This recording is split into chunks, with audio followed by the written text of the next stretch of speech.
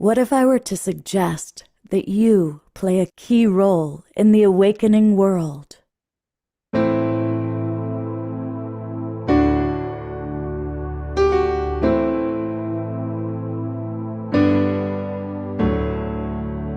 that you are watching this because you have heard the call.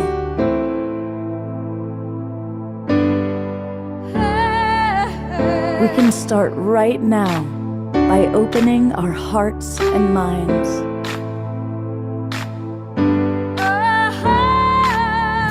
Welcome to the awakening world.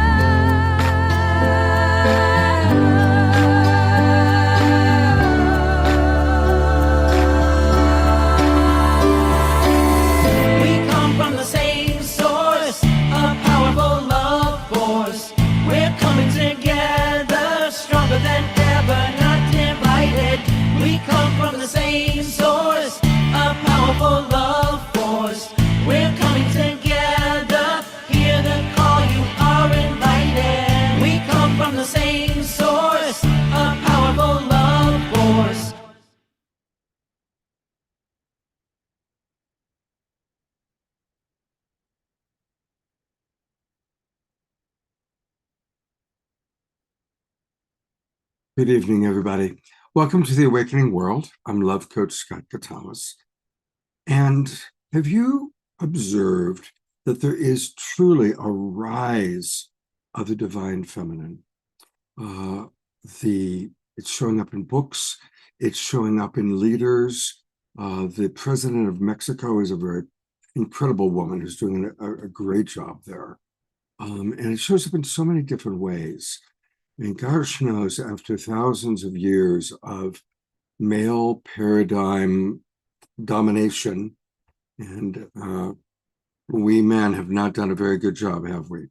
So it's time to turn it over to the women. Now, we've been saying this for many, many years on the show, and we've talked about it when we've had people like Marianne Williamson on the show. Turn it over to the women.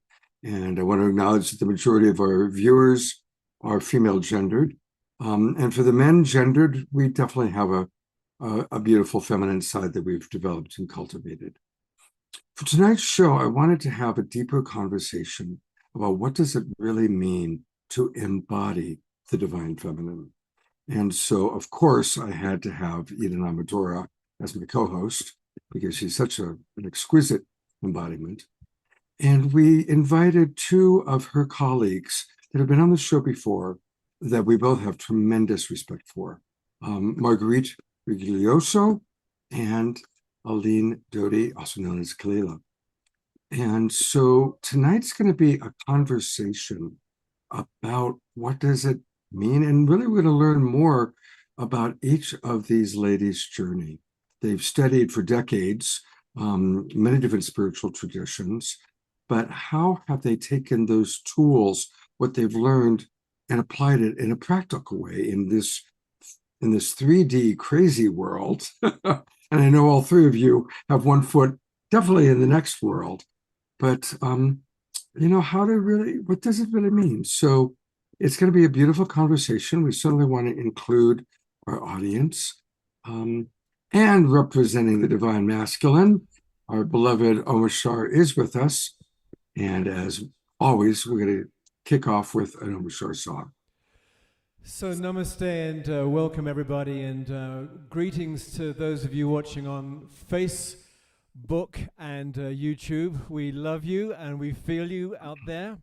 And of course the replays which go on forever. This song is called Beloved, and the beloved is the beloved within us, the beloved divine feminine, of course, perfectly balanced with the beloved divine masculine. And so what a good way to start the show.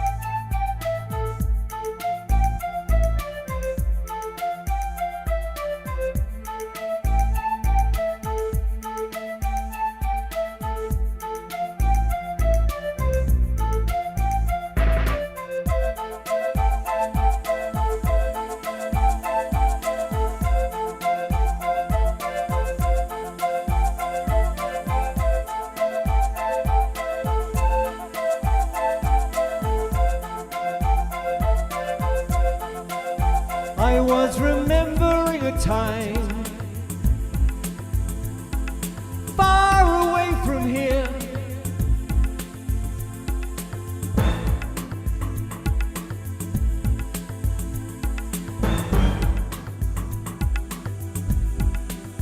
When I saw you in my mind,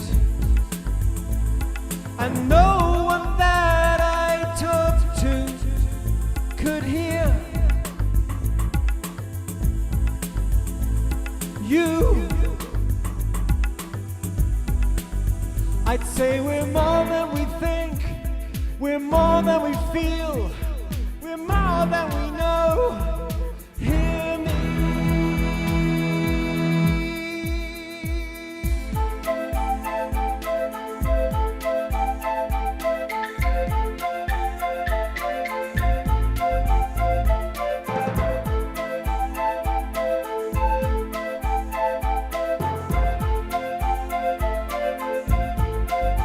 I feel your heartbeat in the land, your breath upon the wind, and you touch me in those places that I fear. I hear you running through my veins, laughing as you go. You fill me with your life, you fill me with your love, you lift me up to see your face. Beloved, deep inside, beloved, I can't no more hide from your sight, from your might, though I might wait a while and cry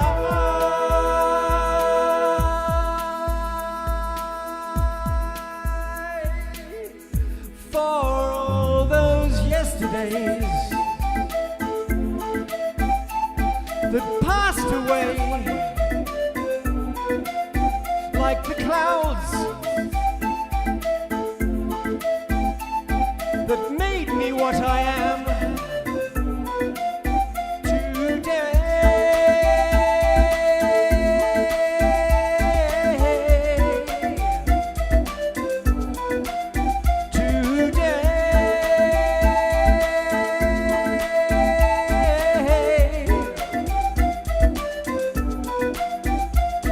Beloved, deep inside, beloved, I can no more hide.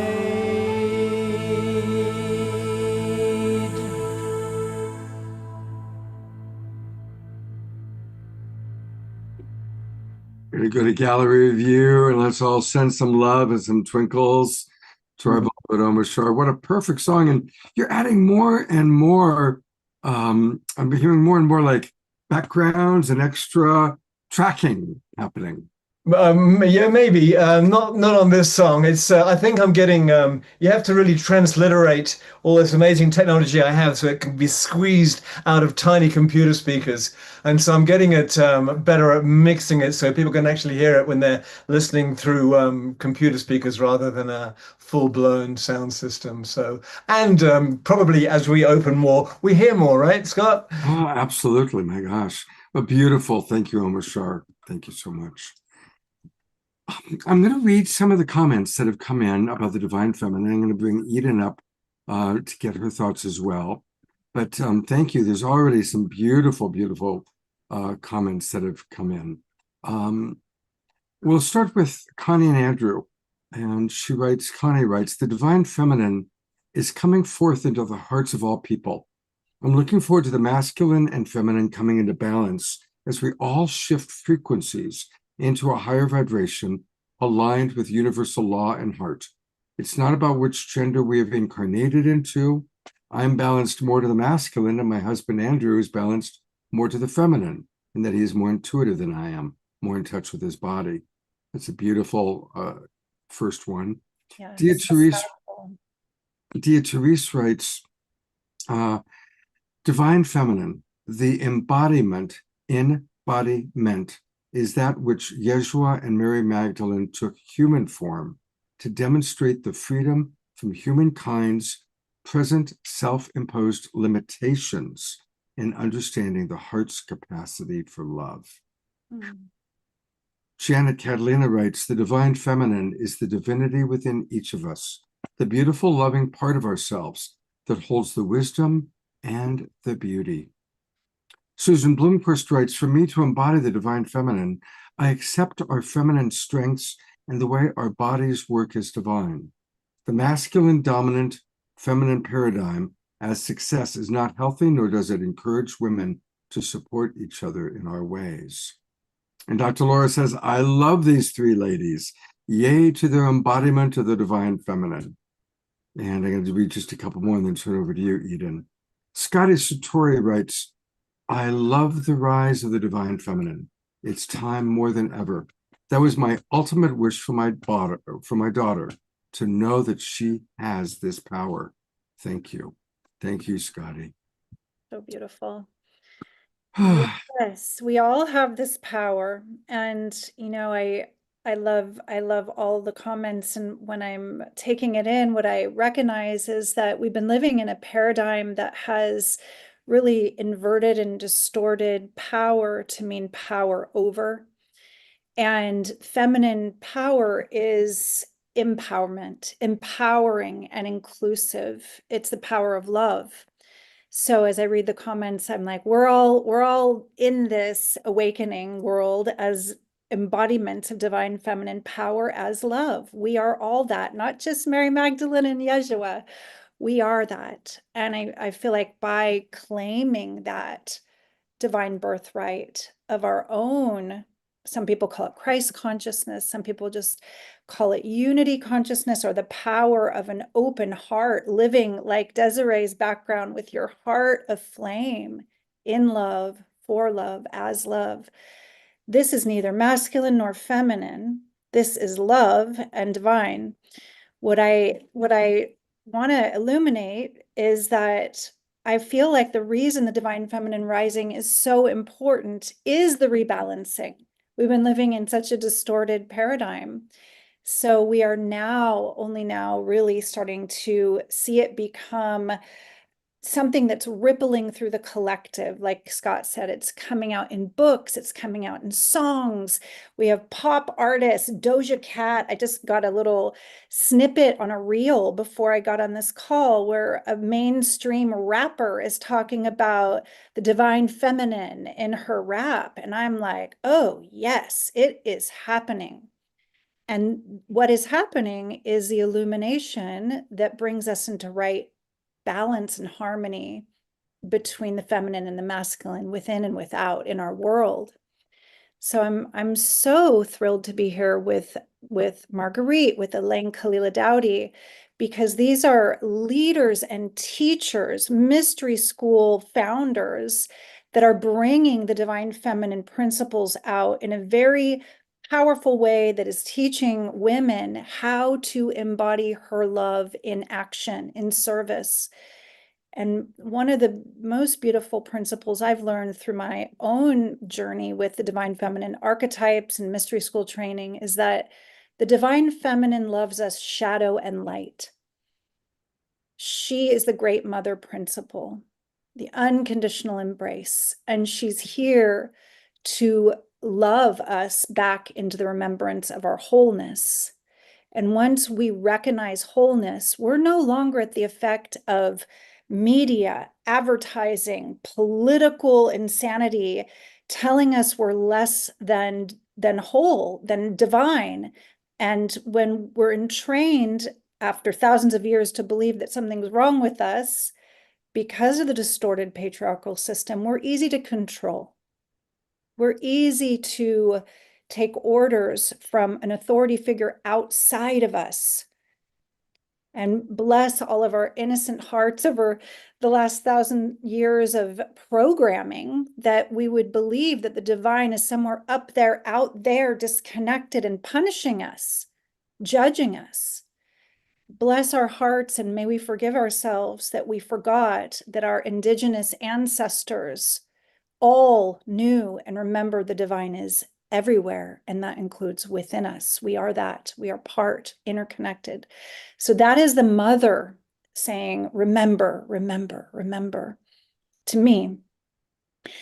And I would love to deepen with any of the guest questions, with any of anything that you're aware of, Scott or Kalila or Marguerite, because it's such an important conversation to dive deeper into this love and this remembrance together. Yeah, so well, let's bring up Marguerite first. And Eden, would you be willing to introduce her kind of more based on your direct experience working with her? Yeah, so I have had the honor of being with Marguerite on the show, and we came on with the launch of your Mother Mary book. I believe that we did a very focused show around Immaculate Conception and the miracle of that lineage of priestesses. And Marguerite has a Seven Sisters Mystery School, which is very much connected to the Divine Feminine Mysteries, as well as the Pleiadian Star Sisters Mysteries, which I know there's such a connection of remembrance of those origins. And Marguerite is a multi-book author. I wish I had memorized all your books in the back of my mind. I don't know all the titles off the. Don't worry about it. I'm just thrilled that you're here. I know that you've written extensively on Mother Mary and Mary Magdalene, and that you are in communion with the Holy Family, with these ascended masters, and that you are here to lift the veils on the illusion of separation that we've been programmed with. So I'm just thrilled that you're here tonight. Yes, thank you so much for having me, Scott and Eden. It's always a blessing to come into this conversation, and I have my gallery view on so that I can see everybody who's unveiled. So, I feel like I'm more in a group setting with all of you. Marguerite, I'd love to ask you the big question. What is, for you personally, the embodiment of the divine feminine mean? And what has been your journey to get to that place and to maintain it in the midst of some of the crazy 3D reality going on? Yeah. For me, being, embodying the divine feminine has really been more of the mother bear kind of fierce energy, right? I just for decades, I just think I also came into this life with a mission, an agreement to bring forth the feminine. And so that has taken a bit of chutzpah. Uh, I have not been one of the shrinking violet type feminine people. It's more been, the fierce, maybe Kali energy, even though I don't necessarily um, identify with Kali per se, but yeah, just to come in when in our generation when we have, it's meant having the power to drive something forward, to drive messages forward. And so for me, that really started in college, and it certainly accelerated in graduate school when I went to the California Institute of Integral Studies. And I've been something of a warrior, a female warrior, an Amazon, if you will. So I kind of started out as an Amazon, but over the years, I have understood that it's okay to put the swords down and the shields down and to come more into that receptive energy, the softer energy, the energy that doesn't have to fight, and also the energy that is very much embracing of the masculine. Okay, because when I started, I was a very, very piquant feminist, let's say, right? You know, from even 10 years old when Gloria Steinem was coming into her heyday and whatnot. So, I kind of bought into all that, you know, we need to wear the power suit, the power mantle, this, that, and the other thing. But over time, I've realized no, as a lot of the guests are saying, this really is about a unification, a coming together of masculine and feminine, each one making room because the problem isn't men and the problem isn't women. You know, there are larger issues and problems that are underneath everything. So for me, it's really just been coming into, and especially recently as my body's been talking to me, you know, it's like I can't be driving the way that I have over the past and 3 decades. My body's like, no, no, no, no, no, no, my dear. You've got to rest. You've got to work less hard. You've got to enjoy life. So these are just some of the many ways in which I've gone through a journey with the feminine and embodying it in my life. It's changing all the time. I'm curious. I know that you're not alone in that journey of having to listen to the body and to change how we love ourselves. I'm wondering if there was a specific initiation on your path that you really cracked open, like if there was something of a mystical nature or a dark night of the soul, something that really brought you more into that, like I am a devoted daughter in service to the mother. Like what was that moment for you? Well, you know, I've spoken about this before, but really the first major shock in that regard was the death of my mother when I was 10 years old, right? And unbeknownst to me, that was an initiation into the sacred feminine. And it took me years to figure out, you know, and study and so forth to figure out that was the case. Because being separated from my mother, I went into the great uh, legacy of Demeter and Persephone, right? The mother-daughter goddesses who get separated from one another. And I was sort of a living example of the person who is cut off from mother, which is all of us, right? So I had it in a very, very acute way in my life.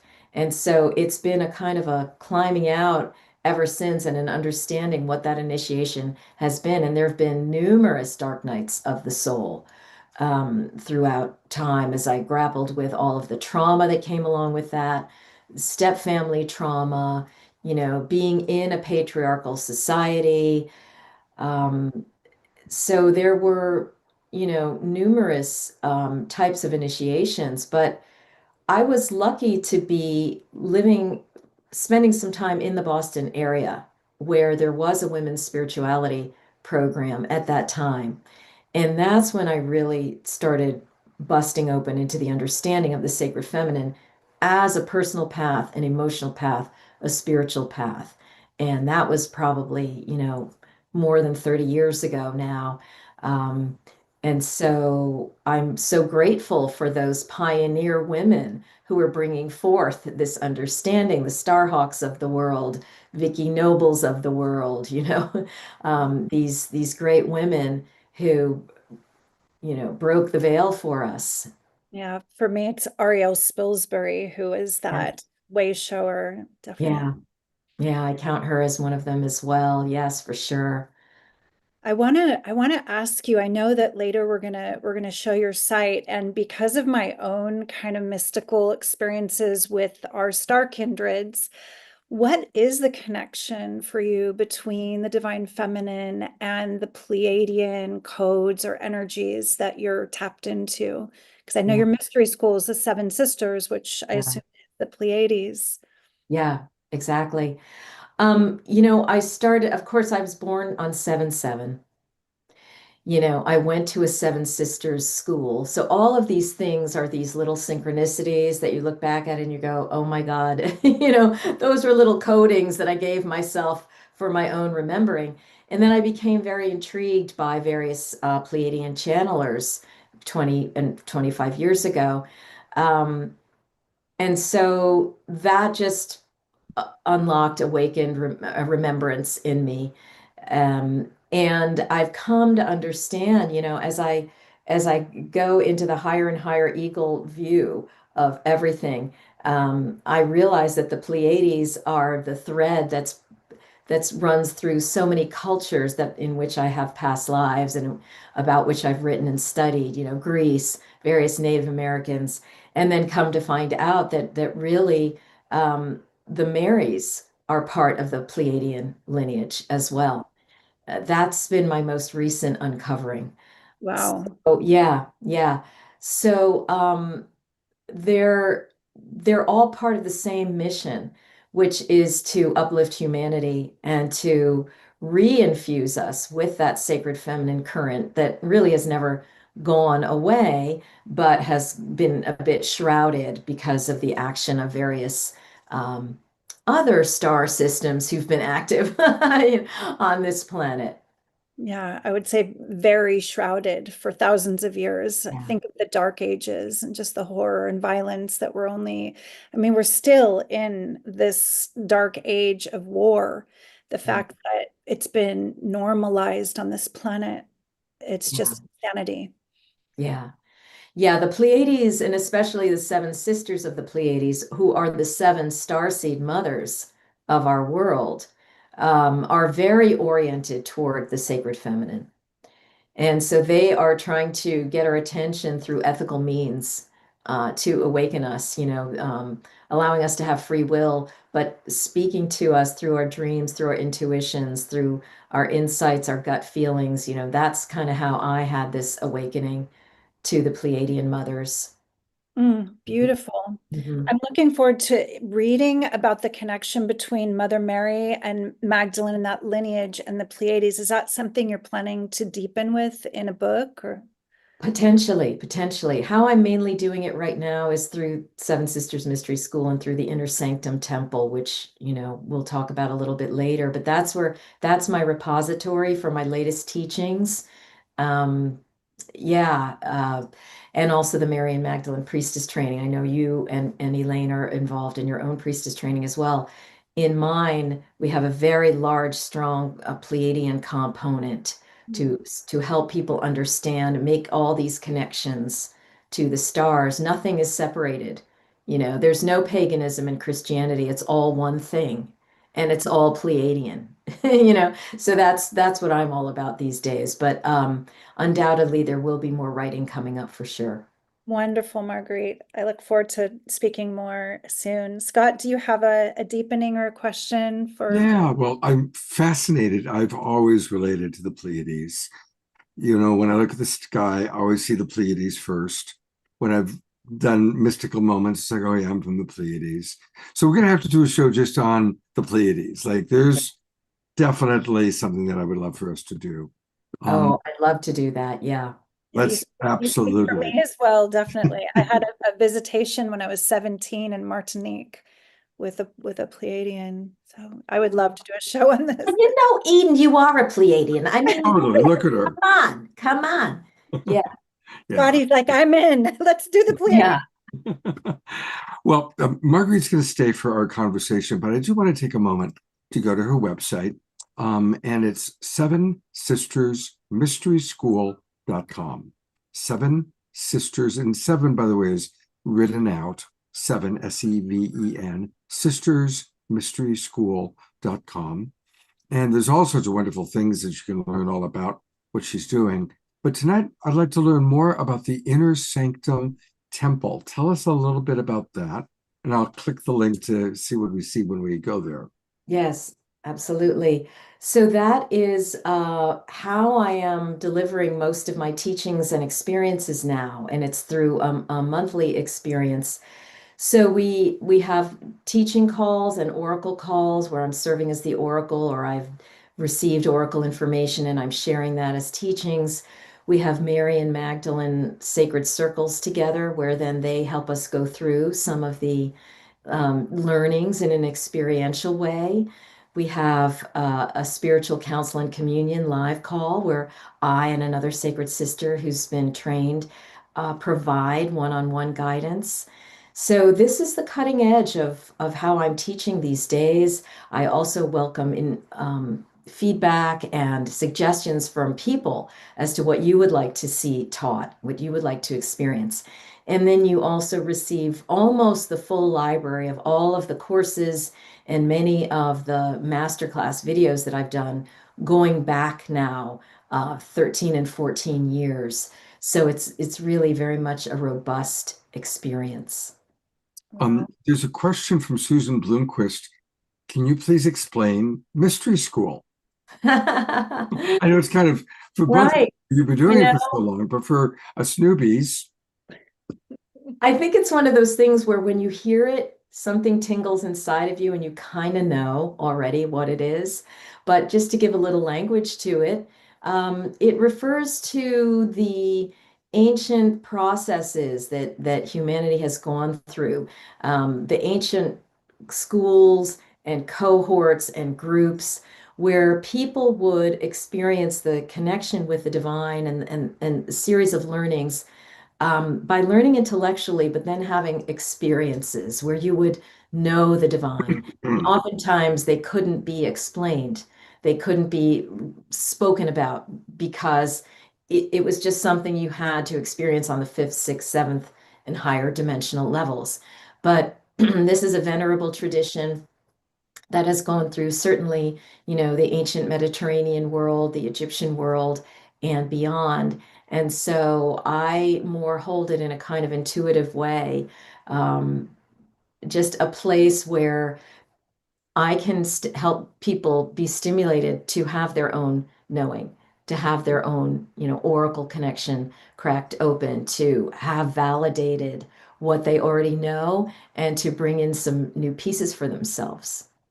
So beautiful, Marguerite. I love that. And I think that's a really big distinction between kind of an academic, intellectual program, like a master's program at a normal university, compared to a mystery school, where we're being invited to have a direct embodied experience and to cultivate gnosis, our own inner knowing and remembrance. Yeah.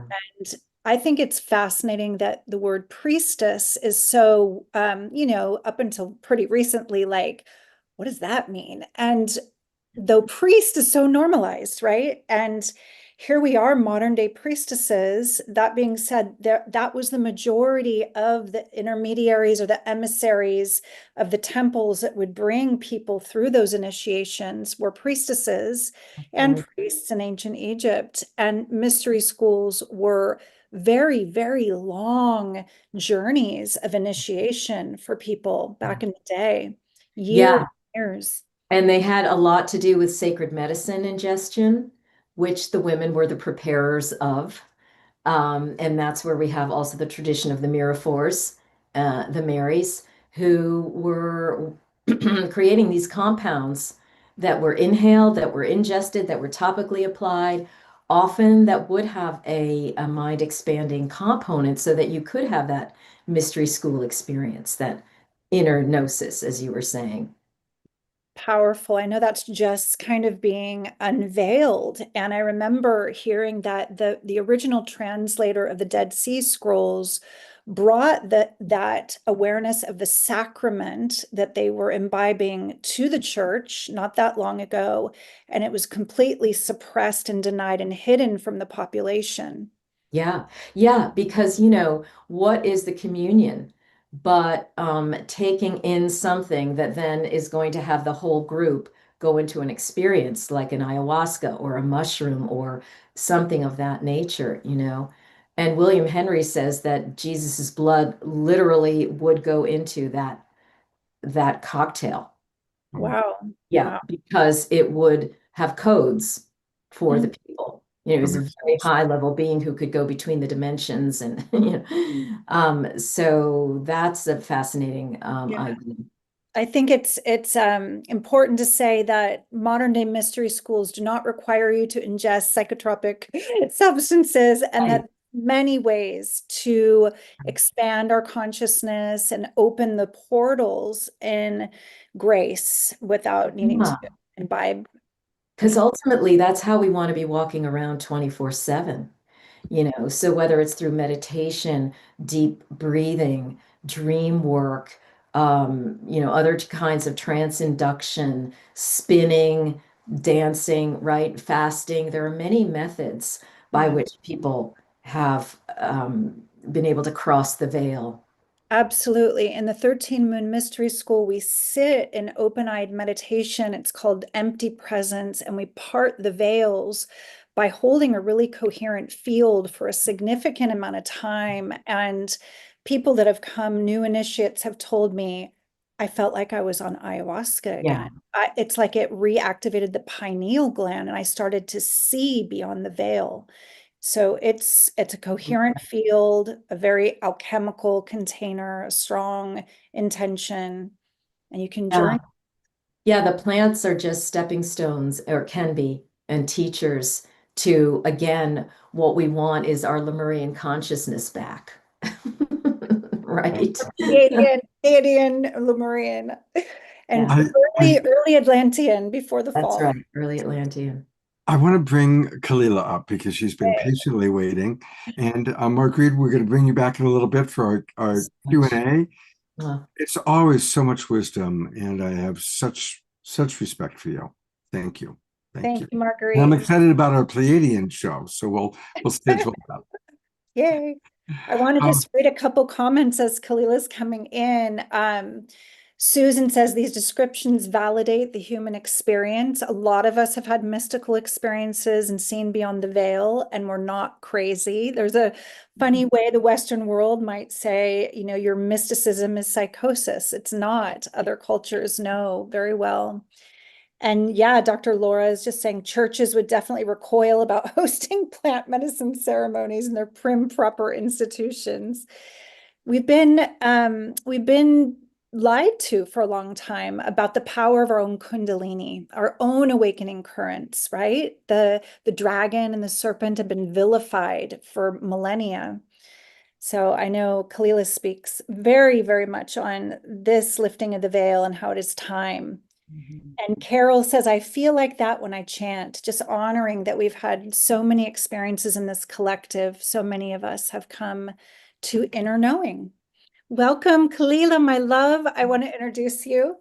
So Elaine Kalila Doughty, who I call Kalila, my beloved sister, is one of my closest, deep, deep heart friends in the world. She is my original mentor and initiator in the 13 Moon Mystery School. I found her 17 years ago. And when I sat in what I described before as empty presence with her, I started to remember. I started to have visions and tears of remembrance because of the field she carries, because of her immense heart, the unconditional love that she transmits, and the safety that she creates in her spaces and her temples, her embrace. So when I first thought, oh, I'm going to try this goddess circle, little did I know it was much, much more than that. It turned out to be calling me deeper and deeper by her side to then apprentice with her and co-facilitate with her. And now I am just so thrilled. She has created her own amazing mystery school, which is actually two mystery schools in one, because her own journey of awakening and remembering brought her deep into the heart of the anointing path, the path of Mary Magdalene, the path of the Miraphors. And she, with our beloved elder, another fairy goddess mother, Diana Dubrow, the Emerald Temple originator and scent priestess, Kalila created the Rosa Mystica Mystery School that now flows right alongside in its own beautiful offering with the 13 Moon Mystery School in the Enter the Mystery program that she holds. So, Kalila, I am thrilled to have you here and to be able to hear your voice tonight. I'm so honored to be here. Thank you. And I'm just, wow, there's so much already moving in the space of what we've been talking about. Where would you like me to go? I'll let Yeah, I you. think that because you are such a leader, I mean, I've been with you for almost 20 years, watching you withstand the slings and arrows of projections and the old paradigm trying to knock you down. You were a pioneer in the online world of the priestess path. I mean, I'm like sweating and have shivers as I remember everything you withstood. Oof. I want to hear about your, like, you have such devotion. I want to hear about the initiations that, you know, brought you to your knees, and then the way you Yeah. came rising from the ashes. And Well, I think the truth is we've been using this word priestess, right? And nowadays, I think, you know, it's become a word that's much more normalized. It's certainly in our communities, but even in the world at large, I think that there's a notion of the divine feminine, a notion of female spiritual authority or leadership that is beginning to peek its head out of the underworld where it's been in exile for the last few thousand years. But what's real and true is that, and Marguerite named this, we're really standing on the shoulders of the women who came before us, the Vicky Nobles, the Starholts, the Gloria Steinems, the women who really were the first ones to sort of bring about this deep research into goddess culture and into this matrilineal societies and matriarchal societies that span back 30,000 years BCE, you know, before Christ. And that's just the known history or her story that we have. Who knows how much further back it really goes. But what happened for me is that 12, 13 years ago, I was nudged to bring the work that I'd been doing somewhat secretly in my living room, my temples, right? I've been doing these in-person temples in one part of my life. And then the other part of my life, I had a very respectable psychotherapeutic practice. And I was a therapist and a trauma specialist. And I traveled all over the world teaching and training people. And I had these kind of two separate lives. And there was a point at which where I was nudged very, very directly by the mother. And it happened after a deep life initiation, which was I got pregnant at the age of 46. And then I had a miscarriage at about 15 weeks into the pregnancy. And what happened from that initiatory experience was it woke me up to something that up until that moment had been really buried.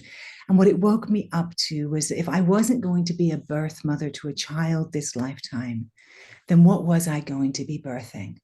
Because I knew that something had to come through. And what came through was the Priestess Presence Temple and School of the Sacred Arts. Now, what I didn't know at that time was what it would grow into. I had absolutely no idea that I was standing alongside so many others, including yourself and Marguerite and a lot of other women. We were kind of standing on the crest of a wave that was just about to kind of like crash into our consciousness around the rising of what I call the Magdalene consciousness, the collective Magdalene consciousness, the awakening of the collective avatar of the divine feminine rising back up through us. This word priestess was seminal because when I first stepped out into the world, I heard very clearly, you are to call this priestess presence. You are presencing the priestesses. I fought, like really fought mother on this one. I was like, I will call it anything but priestess. Give me another word. I do not want to call it priestess. People will think I've lost my mind. They'll think I've fallen off the edge of woo-woo. She's moved to California. She's lost her God-loving mind. And they will never take me seriously again, right? This was my projection, my internalized patriarchal oppression. And I was terrified, Eden. And the truth is that when I did step out, finally, I had to do it because it was clear that that was the missive, right? That was the message. That was my mission. I did receive a lot of I remember you got whacked pretty hard. I got whacked a lot over a number of years in a lot of different ways. And each time that I got whacked, I understood it as being an initiation to come deeper, to actually stand taller, because this is part of the mission that I know I'm here for. And I know it's similar to probably many of us who are here, which is this, is I am here to bring back the nobility and the reverence, the respect for the divine feminine. I am here to stand as an embodiment of that. We talked about what does it mean to embody.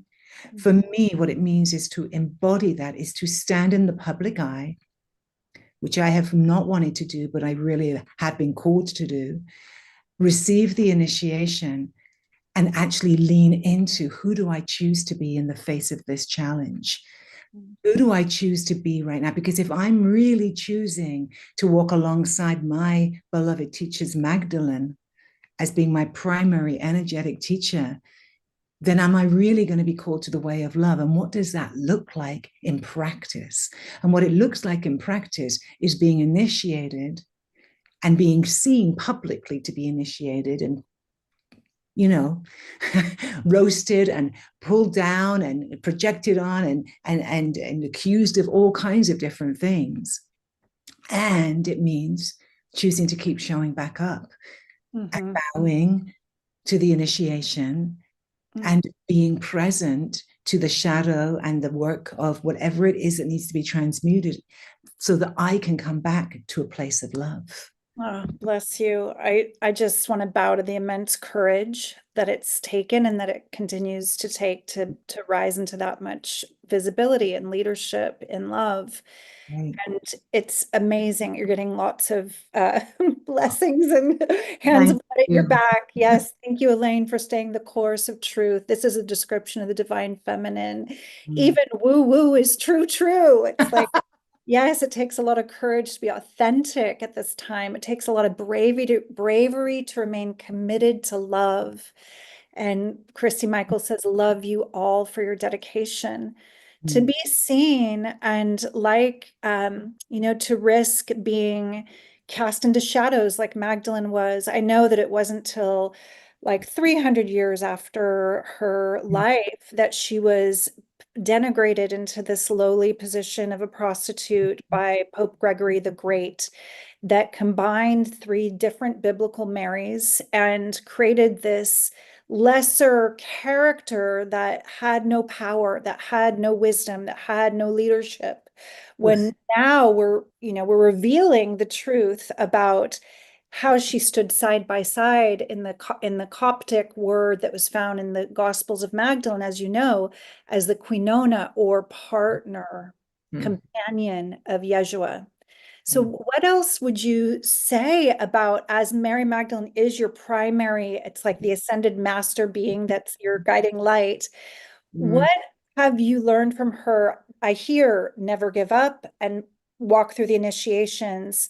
What else is really like alive in your heart that you want to illuminate for the collective as part of her divine feminine wisdom and coding that you're carrying now? There's so much, but what I will say is this, is that I perceive when I talk about, Mary Magdalene, the woman, and then the Mary Magdalene, the archetypal consciousness, right? Those two, I want to make a distinction there because the consciousness is what I perceive to be living through every single one of us. That is what's rising. That is her as a collective seed that was seeded so many hundreds of years ago, that we are eventuating. We are the daughters of that seed, the brothers of that seed. So I want to make that really clear. And how do we recognize that energy? Well, what I've come to recognize is this, and this is kind of funny, but Magdalene's a kind of what I would call a bossy broad. Like, she is not a wilting little flower. She is not who she was made out to be. She's actually the badass woman of the whole last 2,000 years. Like, she's really the star of the show, and she's just now coming center stage, and we're only just now getting to put the spotlight on her. And Yeshua is back there clapping his hands going, finally, please let my bride step forward and let her talk to you, because she's the embodiment of everything that he's been talking about. Like, he's over there doing the logos, talking, getting the downloads. She's the one living it. So what is she? She is the guide for us to freaking live this now. And yes, we're living in the darkest of times. And yes, we're in the dark night of the freaking soul. And yes, it's not going to get easier. It's going to get harder. I hate to say it, but I think that's what's true. And I think we can all see it. And I don't think there's a mistake that we're here on No King's Day. Hello. Let us eradicate the hierarchical ideal of the king and queen, and let's bring back the nobility of the heart. This is the concept that I've been sitting with all week. And it's funny you should ask me, Eden. There's a French word which says which goes this like this. It's noblesse oblige, and it actually translates to the obligation of the nobility. But that's not really what it means. What it means is that those of us who have the privilege of awakening, those of us who have the privilege of the education that we have received, those of us who have the privilege of the gifts and talents that we all have to offer the world, must do so out of a heart of devotion, that we become the remembrance of everybody else so they can wake up in our presence. Not because we are better than, the nobility is not better than. It's because we are charged with that mission.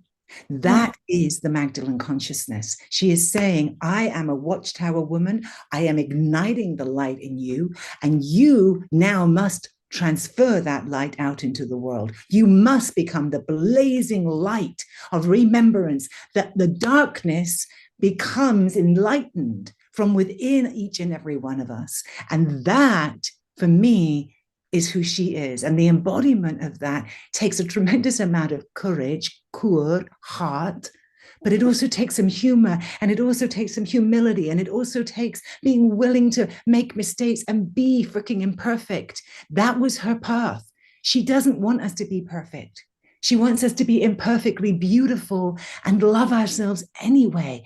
And in that love, everything else is transmuted. That's where the divine becomes apparent to us. It's when we choose to love anyway. That's when we have the hookup between the beloved and the human, and we give birth to the anthropos within us. That's what the game's about. That's the game we're playing right now. And if you incarnated right now, that is the only game in town. Your passion is so palpable. We have lots of comments flooding in. You are activating and inspiring people. And for everybody catching on YouTube and Facebook, it'd be great if we could go read those comments too, because I know this is catalyzing. Catalyzing me. The only game in town. Yes, sister. The more you are given, the more you shall give.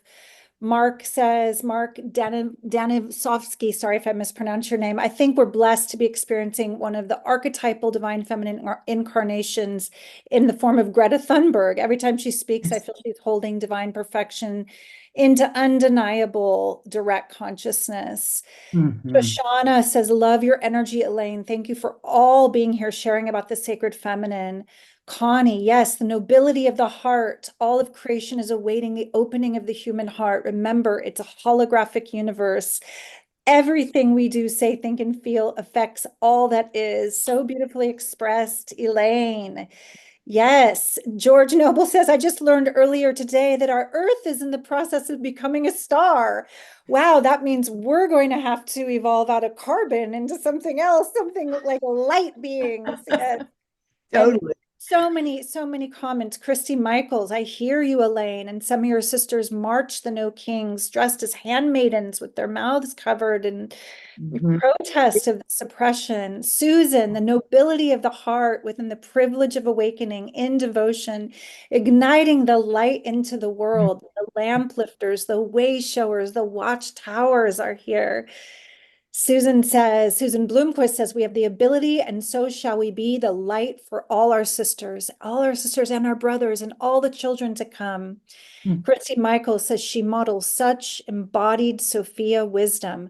Magdalene and Elaine Kalila does. Yes. Love it. Live it. Yes, yes. We have a question up here.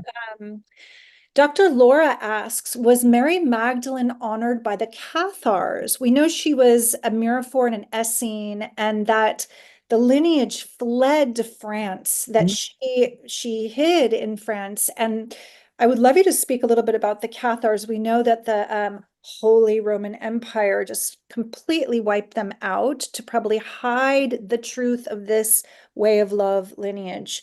So what would you say about that?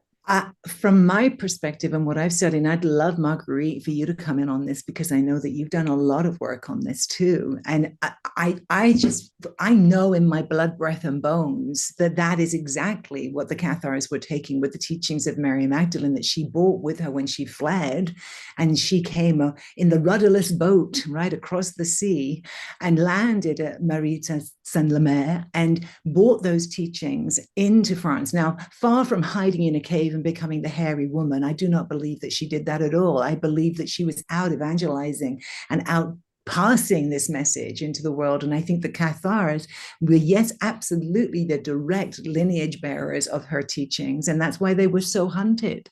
That's why they were eradicated by the Roman Empire, because they were carrying the seeds of those teachings that the Romans had already been, hip to when they crucified Jesus. And they were like, oh, hell no, we're not letting that whole seed of love. No, no, no, we're here to disrupt that. We have an agenda, right? We have this patriarchal agenda, and we're going to keep pushing that. So I absolutely believe that. And for anybody who's had the great gift of going to the south of France and touching into those relics and those sacred sites, you know it, you can feel it. It's encoded everywhere, in the churches, in the artwork, in the language, in the people, in the very fabric of the earth itself. You can feel that there's a legacy there. So that's my very personal response to that. And I know you've been there too, Eden. So Yeah, I wanted to say that when I was in the cave, I first of all was pretty disturbed by the fact that on the way walking up to the cave, there's all the iconography of, beloved Yeshua on his murder device, which it just not being raised Catholic or Christian, right. not make sense of how that iconography is supposed to inspire us to be like that or live love if that happened to It's him. not, it's meant to terrify us. Yes.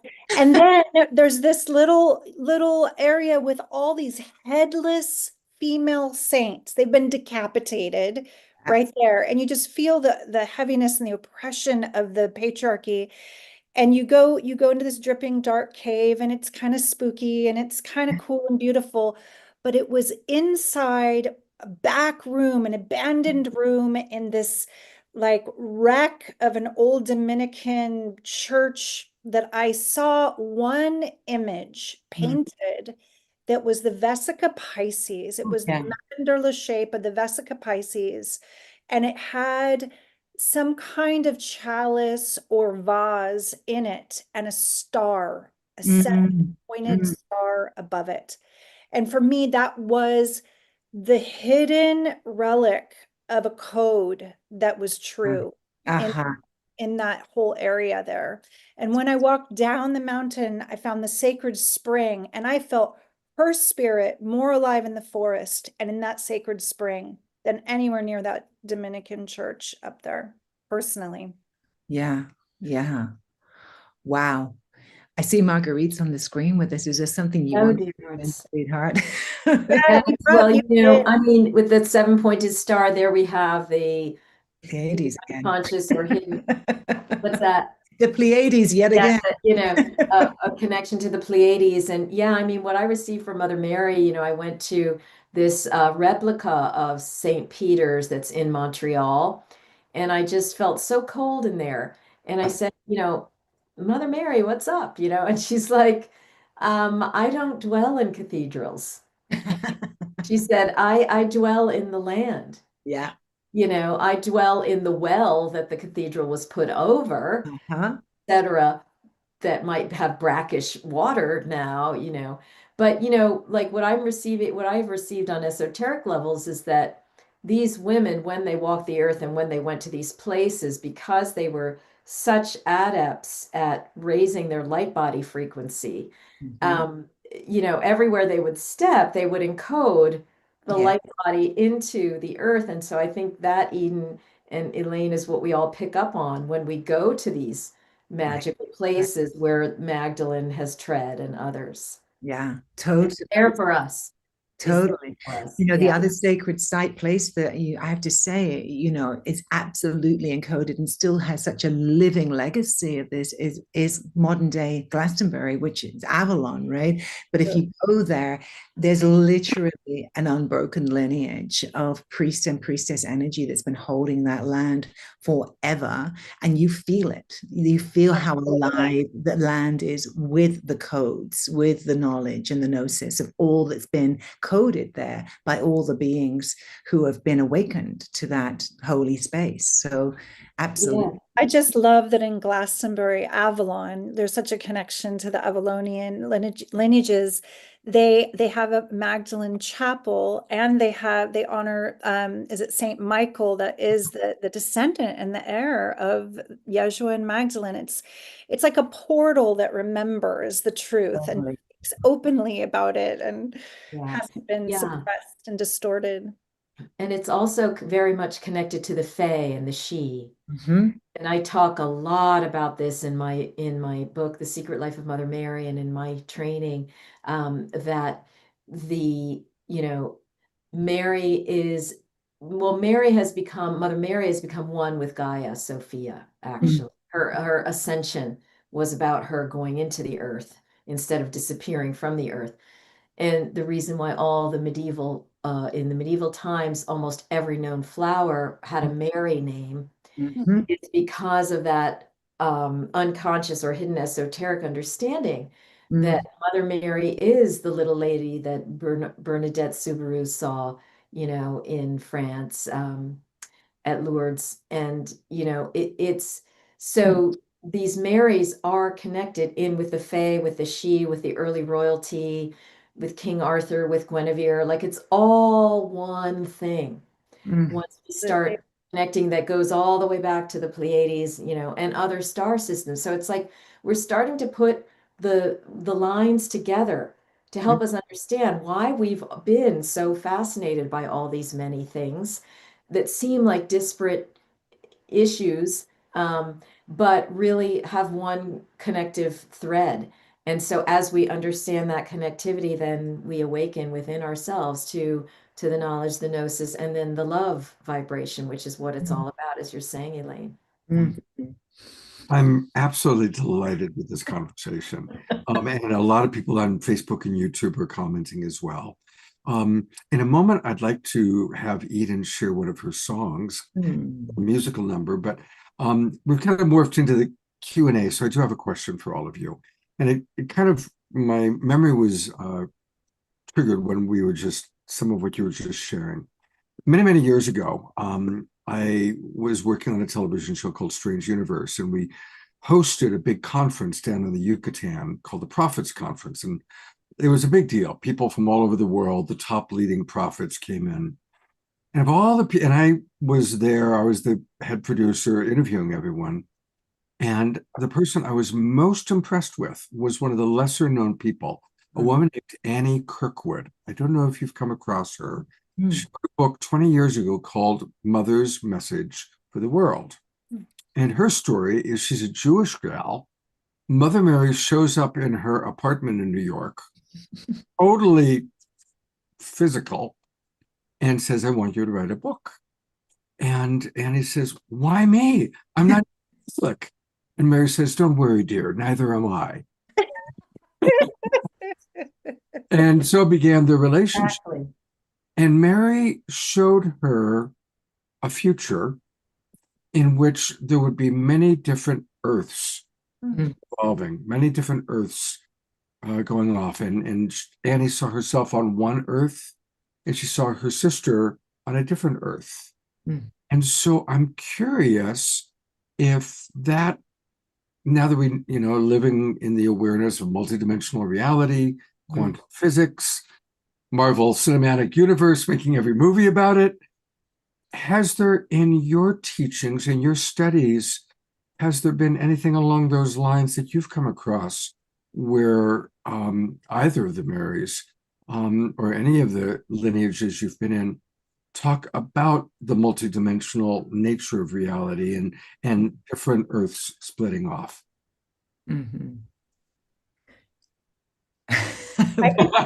I can say something. Go, Eden. Okay, well, for me, it's about frequency and vibration. And in the mystery school training that I've been deeply involved in, we're we're engaging in alchemy, which is simply the raising of frequency, the raising of vibration. And if you're living in a very dense, low vibration, the earth you're experiencing, it's like as viewed, so appears. So you're looking through a lens of fear, shame, hatred, judgment, and you're living in a virtual hell realm. And that is a dense earth timeline. It's very metaphysical. So as we raise our frequency through loving our shadow as our light, through holding ourselves through the alchemy and ascending in our heart's love and presence, we start to see through eyes of compassion, presence, non-judgment. We are seeing and recognizing beauty. We're presencing beauty. I've been contemplating what is Edenic consciousness. That's something Richard Rudd speaks about.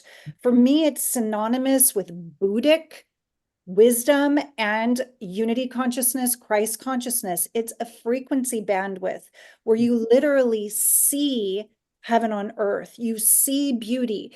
Even if you're sitting with a being, let's say we're priestessing with someone who's in a lot of pain and they're experiencing a suffering hell realm, your very seeing of them, your compassion and your love can shift their frequency.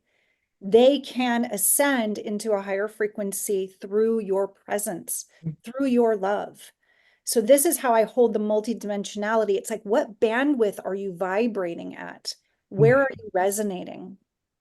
Beautiful. Tick. Marguerite, do you have anything you'd like to add? Yeah, I see it in the Gospel of Philip. There's this absolutely fascinating teaching that says, Jesus took them all by stealth. Um, to the small, he appeared small. To the great, he appeared great. To the angels, he appeared as an angel. To men, he appeared as a man, and etc. Okay, so this could be for anyone, Magdalene, for Mary, and so forth. So basically, this is showing us that you can see a different aspect, or if you want to call it timeline, of even our masters and so forth, based on what vibration we are at, which is what Eden is mentioning. So that's why it's important that we upgrade our understanding of these masters and who they are, because as we upgrade that and see, oh my goodness, they were actually this, oh they were actually this, oh they were actually this, then we raise ourselves up to that angelic, right, or that anthropos level. And so that's one way, I think, Scott, in which these multiple timelines appear. And it's not like people are going off to a separate earth. Actually, we're all here at the same time, which is the issue, like what people witness today. Well, we're all here together in one fishbowl. And and the other thing is, I've received from the Marys directly that there are different variations of timelines of what happened to them, like before, during, and after the crucifixion and resurrection. And that it doesn't have to be mutually exclusive, that like Mary Magdalene went to France and she went to India, Exactly. because it can be, first of all, she was shape-shifting and she was multidimensionally appearing to people as Jesus was. He could bilocate, trilocate, they had that ability. So there's that sense in which these timelines are fluid, right? It's not just one linear history from beginning to end, but there are multiple things that have been going on. So I think on my end, that maybe addresses some of what you're talking about, bringing forth. Yeah, thank you. Very, very I did wonderful. want to say one more thing about this kind of like splitting of the earth. And this is a little edgy. I'm just going to speak from my heart. I think it's very important for those of us who are on a sincere path of awakening to hold our brothers and sisters who we don't agree with, who we don't understand, who we think are less than loving, to still hold them in our compassion. And the tendency to want to split and divide is the very force that we're kind of trying to like fight against. And every time there's a fight against anything, we create more division and more of the thing we're fighting against. So this idea of we're going to leave those evil suckers behind. It's just more of the same consciousness. I remember even back in the Me Too movement when the women were marching and they had a big sign with Wonder Woman ripped like a bodybuilder punching Trump in the face. And there was something in me that went, this is the same energy. It's a mirror of the same violence. It's the same patriarchal, I'll be tougher, badder, stronger than the man and kick his ass. And I just want to say that in the on the path of love, in the way of love, in the divine feminine, it is the embrace. Just like Marguerite said, we're all here together. Mother loves all her children. Some of them are suffering and lost, and they've forgotten who they truly are. And the greatest work you can do is the core of Yeshua's teaching, which is forgiving. Forgiving. It's not making it okay. It's literally releasing it from your own heart as that thorn and seeing them still in their humanity and their divinity. That is the power of love. And it is the only miracle that will pull us through these dark times. That's what we need. Beloved Eden, I acknowledge the bodhisattva within you, because that is the bodhisattva pledge to not ascend until everybody comes with it. It's a profound pledge and a profound devotion. God, can I just say one thing I want to say, which is just to weave all this together, is from the question that someone had earlier on around what is a mystery school. A mystery school is a space where we get to learn these sacred technologies that give us the way to be able to actually raise vibration. Yeah. That is what a mystery school teaches.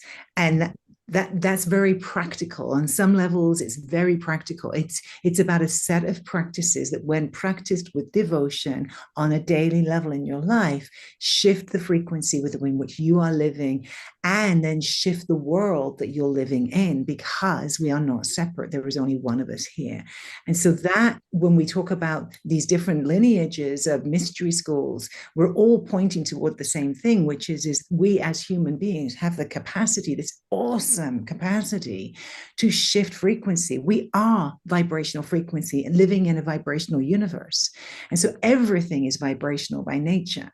And when we understand that, we can start to work consciously as alchemists who take the denser energies and transmute it through love, through the presence of that love, to a higher frequency that we are then living within, which becomes an expanded dimension of many of those different worlds at different dimensions, whether it's 3D, 4D, 5D, 6D, 7D, 8D, whatever, that you're living in, but we're all here living in it together.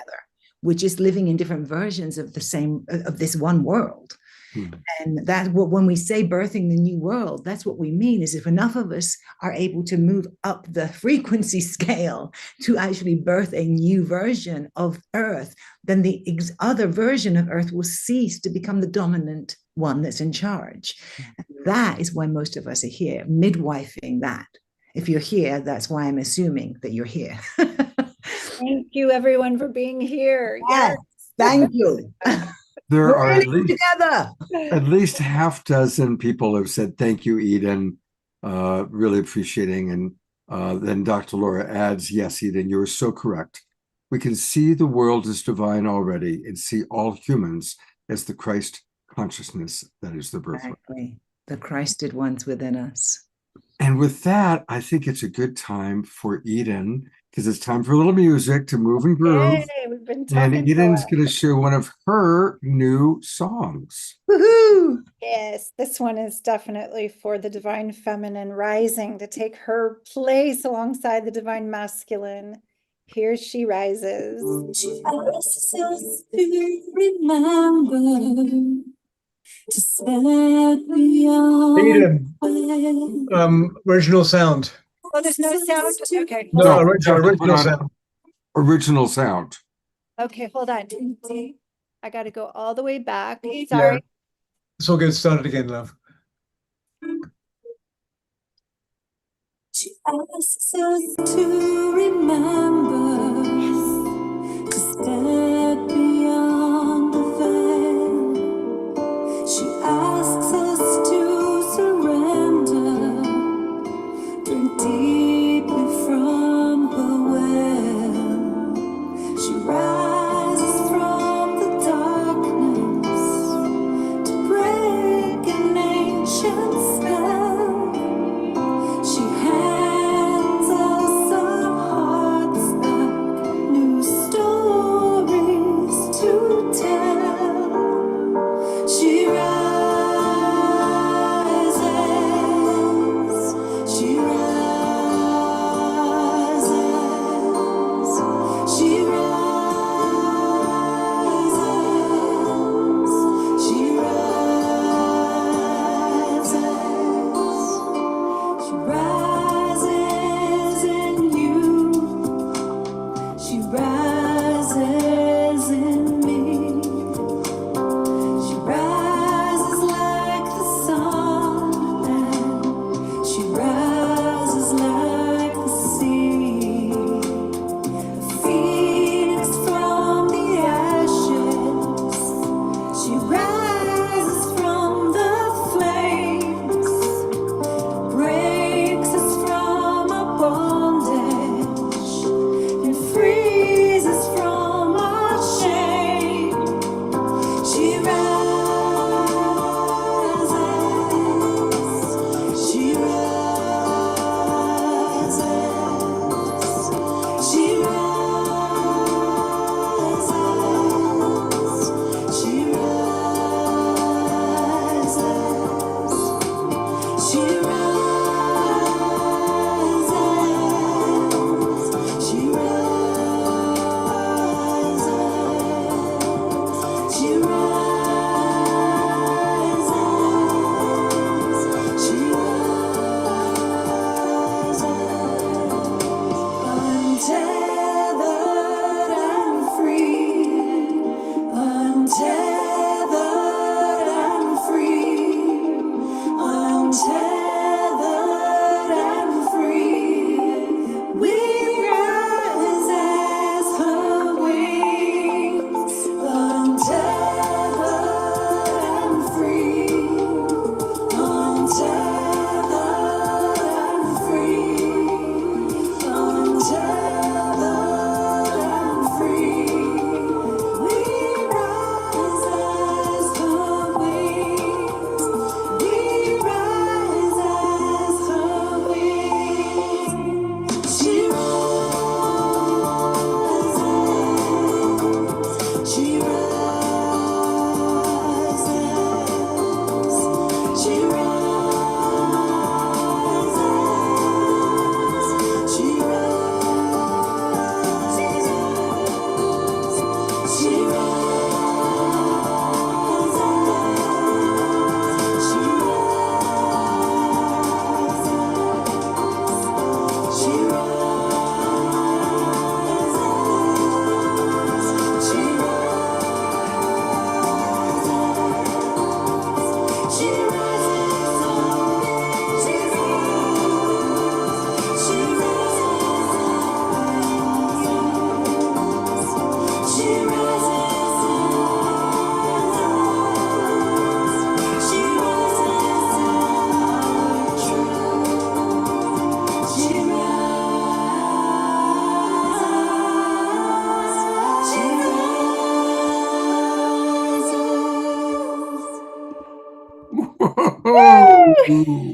Wow.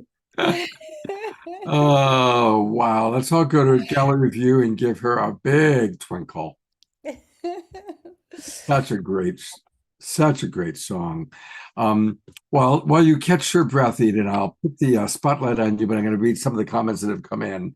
Scotty Satori and Tim both said, "Oh, wow, wowza." Marguerite writes, "This needs a Grammy." Kath writes, "This is so good. This is my new favorite song." Oh, Um, Shoshana writes, "I can feel her presence and palpable light pouring through your beautiful song. Gorgeous." Dr. Laura also says, "My favorite song of yours, Eden." oh, Oh. thank you. And I remind everybody that you can find all things Eden Amadora on her website. And it's easy to remember the name of her website because it's her name, Eden Amadora, edenamadora.com. And you can learn all about the work that she does. And you know what's really fun for Take our the quiz. take the quiz, take the Goddess Archetype quiz. It's really, really, really fun. And Yay. you can learn, Eden has had a fascinating life. Um, and kind of along those lines, before we go back to our roundtable, you haven't had a chance to kind of share about your journey, Eden, of embodying the divine feminine. So if you've caught your breath enough after singing and dancing, I'd love for you to share a little bit, kind of what you were sharing with me last night when we had a conversation on the phone. And I think it would be really relevant for tonight's show.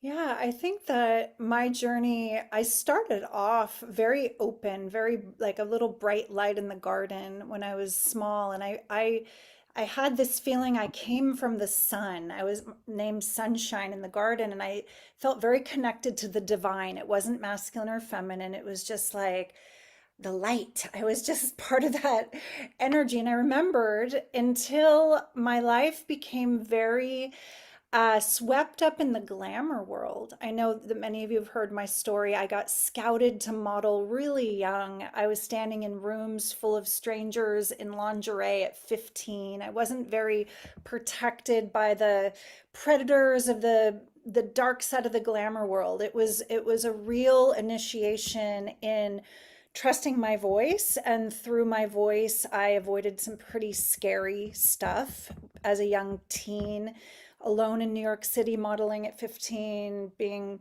picked up in limos, taken to like opening premieres, sat next to producers, directors, things like this that you read about now. They really happened. I was right in the middle of that kind of world, and thinking that, oh, it's like the Disney princess imprinting so many of us had, where if I find my prince, I will live happily ever after, finding myself then plummeting into even more darkness in Milan.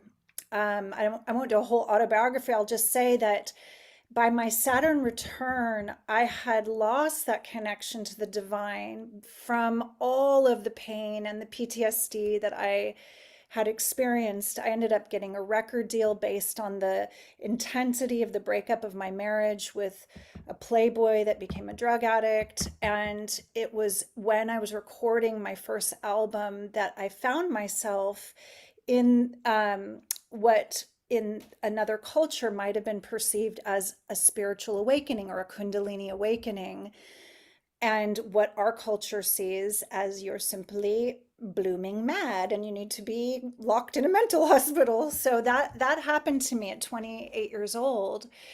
And I would say it was a soul initiation into trusting that I wasn't crazy, and that the fire in my heart was actually being lit to come back in to my remembrance of the divine.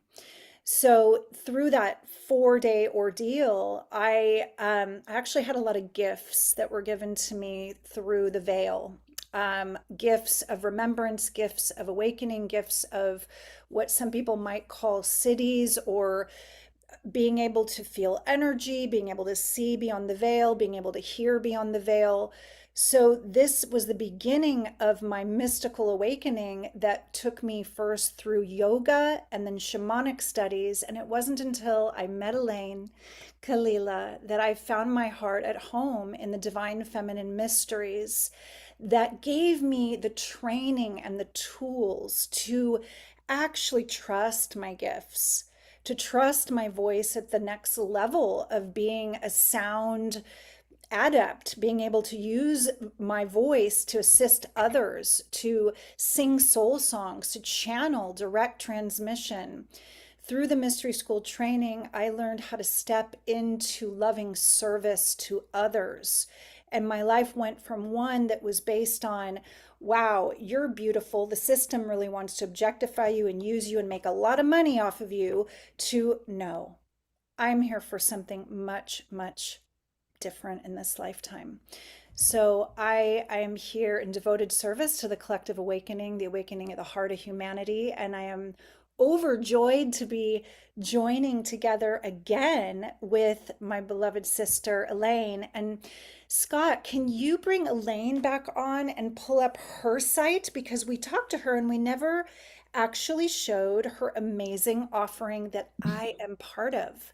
But This I is true. really want to amplify and Hello, everybody. hello, Kalila, welcome back. So I'm so excited because this year I took my first year off of holding Divine Feminine Mystery School Priestess Training Circles to work on an album and a book. And I was talking to Kalila and I said, you know, the part that I really don't love is the launching and marketing and hey, everybody, I'm doing another circle. And she says, well, why don't we join together and you can step into the priestess presence and hold my ruby circle this year?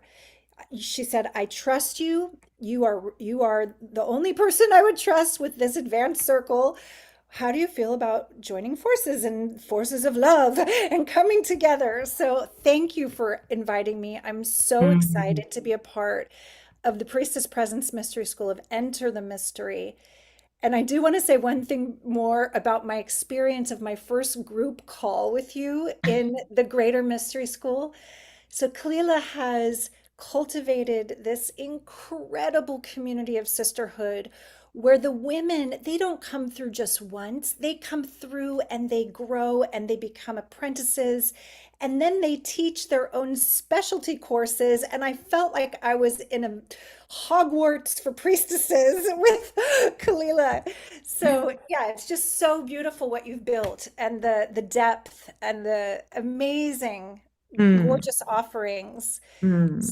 Well, So, so what we're offering, just to be super clear, is we're both of the mystery schools are actually enrolling for next year, for 2026. And one is the Magdalene Mystery School, where we focus on the anointing oils and on the stories of the Magdalene, the scripture of the Magdalene, as well as the ancient lineages of the sent priestesses, which go through every culture. And then the other, which is what Eden's talking about, is the 13 Moon Mystery School, which is both where Eden and I are both ordained priestesses and focalizers and lineage bearers of that work. And that's the work that originated with Ariel Spilsbury, our fairy goddess mother, who initiated both of us.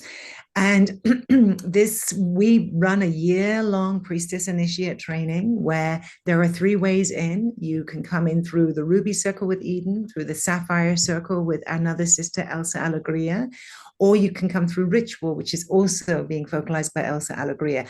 I'm not being one of the main teachers this year in the first year. I am actually teaching in the deeper dive second year plus programs where the in-person initiations happen. But this is an incredible opportunity to come through the 13 faces of the divine feminine, where you get to deepen with each one of them as an archetypal embodiment who carries incredible medicine. We were talking about how every mystery school works with medicine. Well, we work with the medicine of direct encounter with the frequency of these 13 different faces of the divine feminine that are here to initiate and awaken us into the clearing of our shadow material so that we can become that body of light in full remembrance of our soul codes. We like to say that we're in the business of blooming lotuses. That's totally. what we're up to. That's what the mystery school is really about. And what I just wanted to say, Eden, is that I'm so blessed that you are stepping in this year. And part of the reason Eden is stepping in this year and I'm stepping back slightly is because I've been through quite a journey in the last 2 or 3 years with my health, and I'm fine in this moment, but Goddess has told me to slow down and to take some time and to open up to allowing other people to step into divine feminine leadership, and it doesn't all have to be on me. So that is a great gift, and I want to bow to you, Eden, for saying such a clear yes to that. And this is one of the most extraordinary bodies of work. I want to just say this to you all, because what it really, really gifts you with is a direct experience. And we've been speaking about this, right? This is not a logical, rational studying Academic, mind, yeah. right? This is a direct experience of archetypal consciousness. We are sitting in temple space, we are sitting in sacred space, and we are working with the sacred technologies of empty presence, of feeling navigation. There's lots more that we could talk about. And you're learning about these ancient sacred practices and be bringing them into your everyday life and seeing your own life as the initiatory portal that it is. So it is a catalyzing journey of death and rebirth. That's what it is. Not for the faint of heart, I Not always for the faint say. of heart. Yeah, it's for Yeah. those, it's for the flame-hearted rather than the faint. Faint-hearted, exactly. Like Desiree's image, the flame-hearted ones who are ready to burn awake. And as Janine is asking, even after all that we've been sharing, what does a priestess do? I would say, Janine, to feel into your remembrance of things you've heard tonight that have like, oh, like, what is this way of love, this lamp lifting, this way showing, this holding the mirror? There's so many ways to describe what a priestess does. And how unusual is it that it's not a common everyday household word that priest is, but priestess isn't? And we are remedying that balance again. And we are breaking the programming that would make that woo, right? It's like the priestess is the emissary and the embodiment of divine love on earth. And she or he, as a priest that is awakening to the divine feminine within, as well as the divine masculine, would say that you don't actually need us as your intermediary to the divine. We're here to remind you it's within you. And that's a difference between the patriarchal church priest and a priestess or a priest that's more in the harmonic of this lineage of love, of the mystery school path, that is here to empower you to remember who you really are. So all of the mystery school trainings are here to do that. And should you step in, read the page, read, Scott, if you can put the link in the chat again, read the page that Kalila has so beautifully created for you to feel the frequency. Because if anything, we're here to empower you to remember your intuition, to remember that you are a feeling body navigator and you are your own inner authority, because then no matter what's happening on our screens and our little screens and all the deep fakes and all the AI and all the what other people are telling you is real, when you remember your true gnosis and your intuition, you are free. You are your own authority. And there's nothing more powerful than that, to live as a sovereign being that is here to be in service to the whole, right? So the last thing I'll say, just as a little added piece to this, is actually our early bird pricing is ending tonight. However, if you are interested and called, all you need to do is let me know on your application that you heard about it through this show, and I will honor that early bird registration pricing through the next week. So just so you know, I want to make that available to you because I realize on the timing of the show and the timing of other pieces. So just so you know, if you are curious, don't worry about that. I will honor the early bird. That's very generous. Very A few important things. So I'm going to go to the page one more time, and it's a long URL. So for all of our friends watching on Facebook or YouTube, you might want to make a screenshot of it. Yeah. discover.priestesspresence.com/ETM-Sapphire. And then even after you do that, you got to scroll for a while down to find this.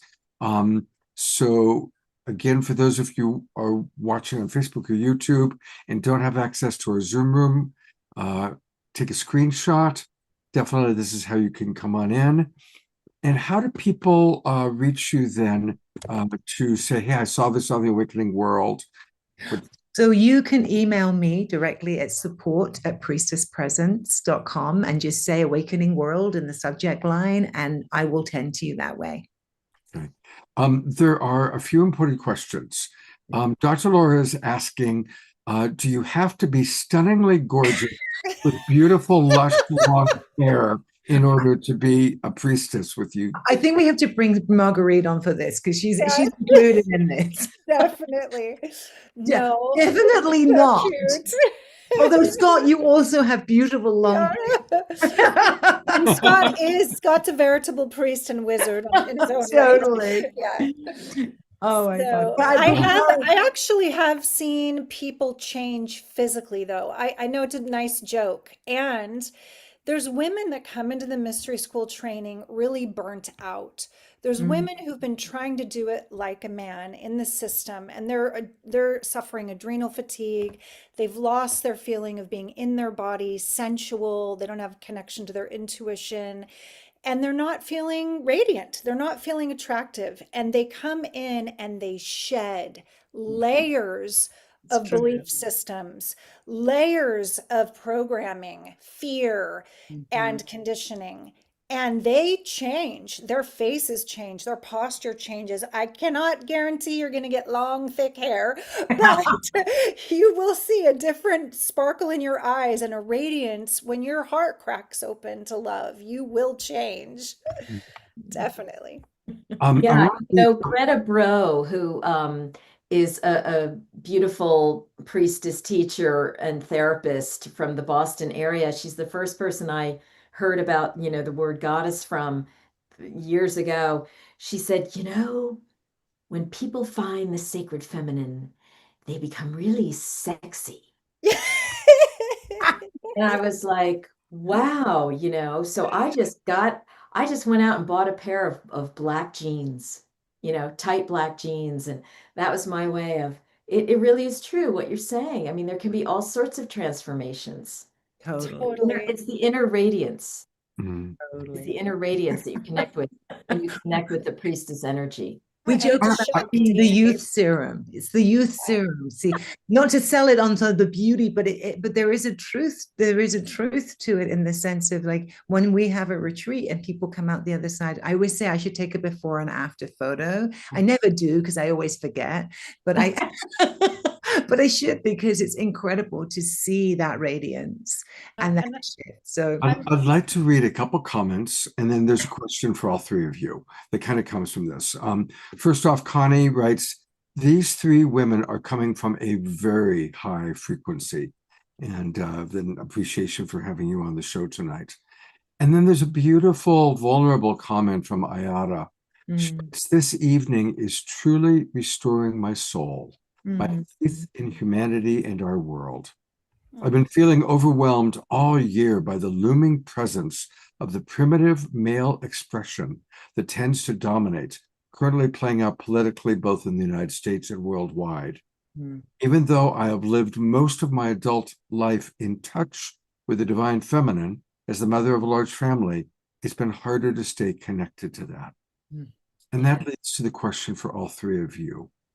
And I kind of asked before, but I'd love, what are your tools, each of you, your tools for coming back into alignment, coming back into that centered heart space, especially when confronted either with personal challenges or with what's going on in the external world?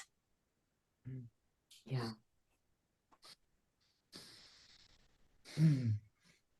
Marguerite, how about you first? My tool number one is that I personally do not look at the media. And I do not consider this putting my head in the sand because my focus is elsewhere. I am in service as is Eden, as is Elaine, as is Scott, and so many of you here. So I don't need that as a spur to help me with my work. I know that there's all sorts of realities going on in all sorts of levels, So I don't go there because I don't need to get myself agitated, every day. But for me, it's daily meditation, Mm. you know, and prayer with the Marys, asking them, having them hold me in the middle of the night when I have anxiety like anybody else, um, and doing what I can to feel my connection with infinite source, be it through meditation, be it through being out in nature, be it through the occasional wise use of a plant medicine, something as mild but powerful as cacao to help me get in my heart, to other things. So these are some of my go-tos, and I have many free guided meditations. I know that Scott put that up, meditations that are associated with my book, The Secret Life of Mother Mary, that are designed, that you can sign up for, that are designed to help you get right into that calm, clear, centered space where you can feel more and more of your connection with Source Creator. I don't think we need to dismantle cartels. I think what we need to do is show people, why would you want to be using that particular medicine, that drug? Because you're wanting your connection with Source Creator. Let's look at that. Let's look at that eternal presence practice that, Elaine and Eden have. Let's get in that space. Let's cultivate our Lemurian knowing, our connection with infinite source. We will not need heroin. We will not need this. We will not need to be fighting these people in whatever country. Mm. Mhm. Hallelujah. I can jump in and say, for me, my darlings, one of my go-tos is humor. I just, I was born British. I shall always be British at heart. And part of that is that I was born with a tremendous funny bone in my body, thank God.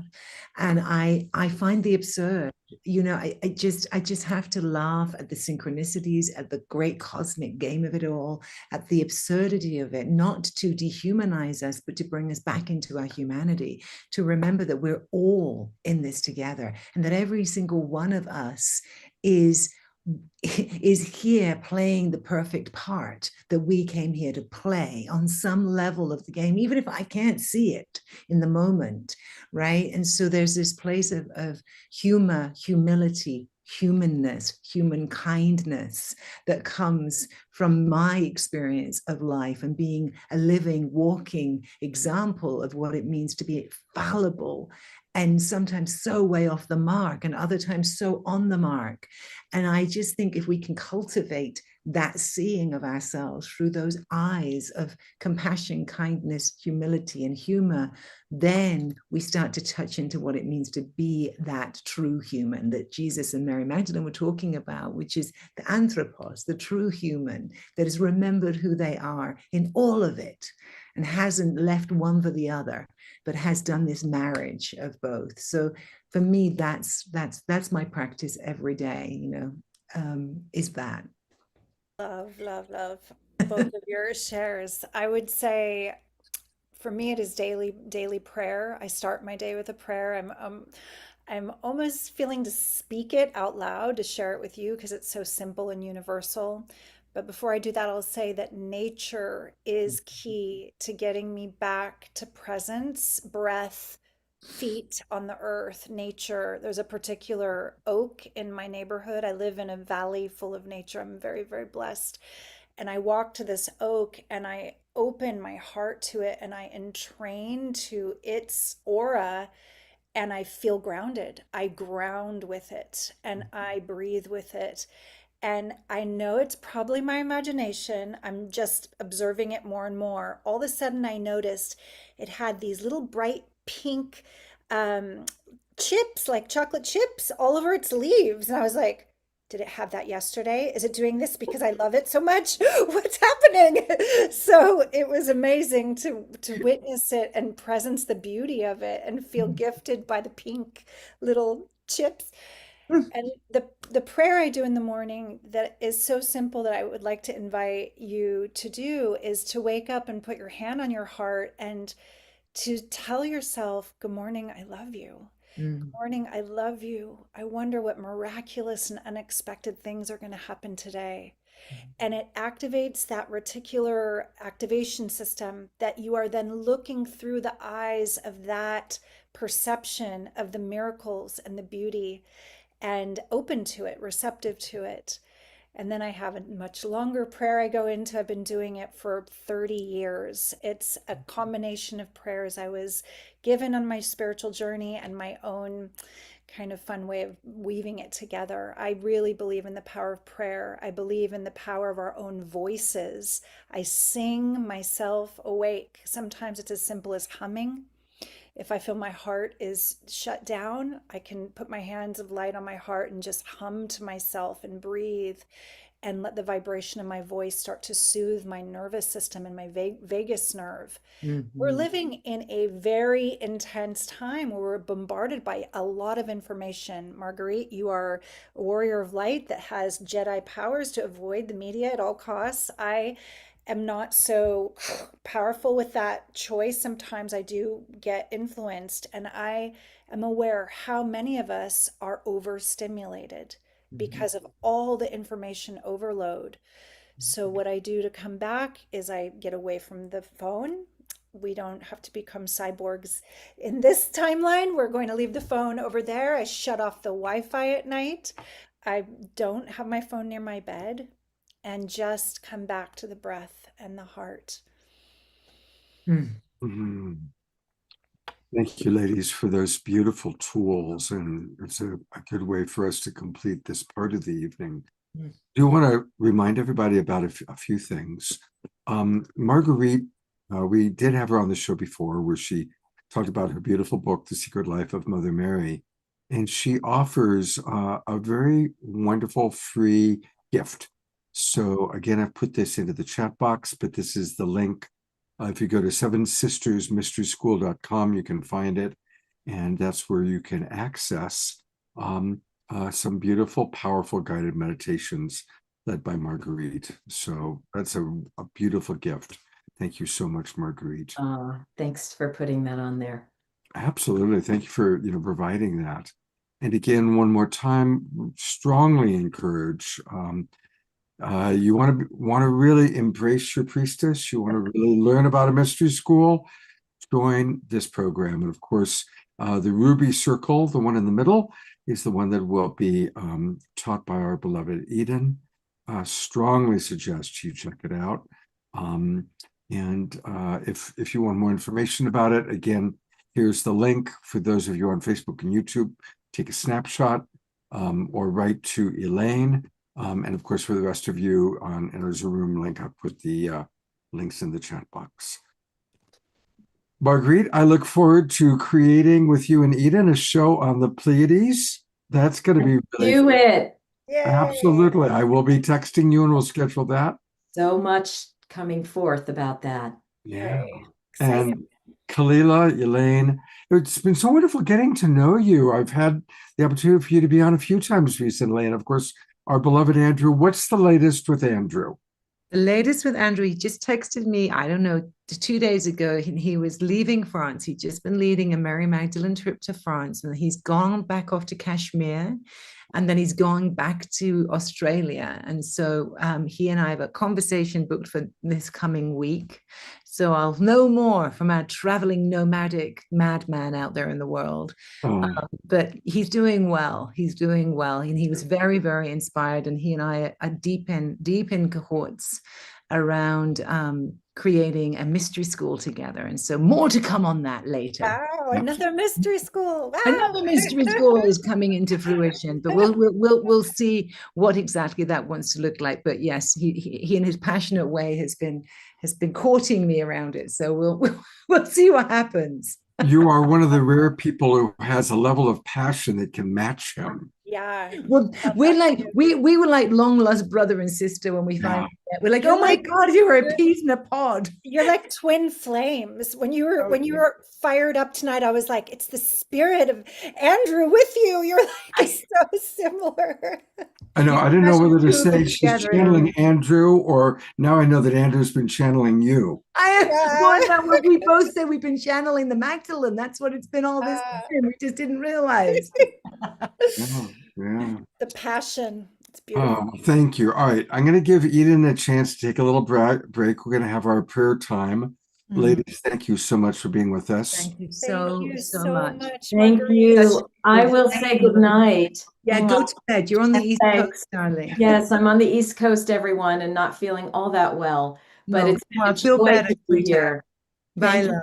Thank you Thank for you, having me, Marguerite. and blessings to everyone who's been with us tonight. Mwah, mwah, mwah. Sweet Bye. dreams. Bye, Bye-bye. darling. Thank Bye. you, Marguerite. Thank you so much. All right, well, I'm going to kind of turn this over to our secret prayer time. And for that, and that'll give Eden a chance to take a break before she comes back and does another song with us. And so it's my pleasure to turn it over to the two Ds, Tiara and Desiree. Where are you? There she is. You both have such beautiful backgrounds today. Take it away. Thank you, thank you, thank you. Welcome, welcome, welcome to our fire and water ceremony, embodying all the wisdom that's been deposited here, been gifted to us. And just like love is that fire in our hearts and the cooling waters, holding the essence of the Marys, we just bathe ourselves in this highest frequency, allowing ourselves to rise even more in this container now. And just breathing in everything that's here from the divine and breathing up everything here from Mother Earth, the divine Mother Earth. We send out prayers now beyond our tribe. We send out prayers within our tribe. We bless Scott. We support him in whatever transitions are occurring. We bless each other for the love that we bring, for the burdens that we share, for the dark and the light that we've learned to embrace. In these powerful times, it does take great courage to keep hearts open and minds clear, to witness without worry, to believe with action. And we are able to hold it all and give to others and lift them just as we have been lifted and lift each other. And with our hearts full, we send this prayer out through our hearts, through that beautiful flame. And we bring those cooling waters down, dispersing this beautiful love, this beautiful light. And we pray for everlasting peace. We pray for everlasting love and everlasting glory of the divine as we come together as one. Ushakapaki Sadakare Takarasi the Gorsi the Garete Takarate Takarasi Rore Tirate to go to Takarata Gro to Takarasi to Goraseda Casera.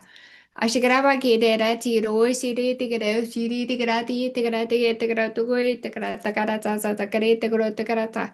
Asgarabake tegratu, chiragari sira goro sira karate, tegrati, to grosi, tegatagi, tegratagi, the road, that's it.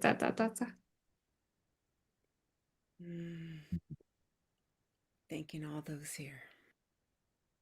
Thank you. Thank you, Tiara. Thank you, Desiree. You two are just such precious part of our show and our program and our Global Peace Tribe. Thank you. Some of you may have already heard, and some of you may have seen some of the references to it. My life took an interesting turn yesterday.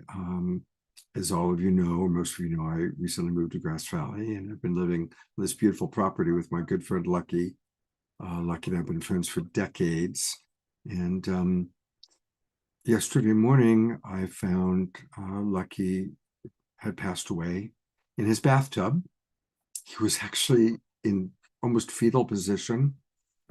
Whatever happened, I think it happened quickly. And my sense is that he's dancing in the light, dancing in the heavens. But I would like to just take a moment to acknowledge my beautiful, beloved brother who I'm going to miss very much. I already miss him a lot. it's been a sad day, to be honest. I'm happy for Lucky, and I'm sad for myself. And so let's just all take a moment to, and he was a great guy. Everybody who knew Lucky loved Lucky. He was that kind of a guy. So sending maximum grace to you, beloved Lucky, on your adventure. Lucky watched all of our shows, by the way. It was interesting because Wednesday night's show, there was all this talk about near-death experiences, and he literally said, Scott, you've got to buy the books that they were talking about. That was on Wednesday night, and he died on Thursday. So, on Thursday night, probably. So, maximum grace to you, beloved brother Lucky. Maximum grace.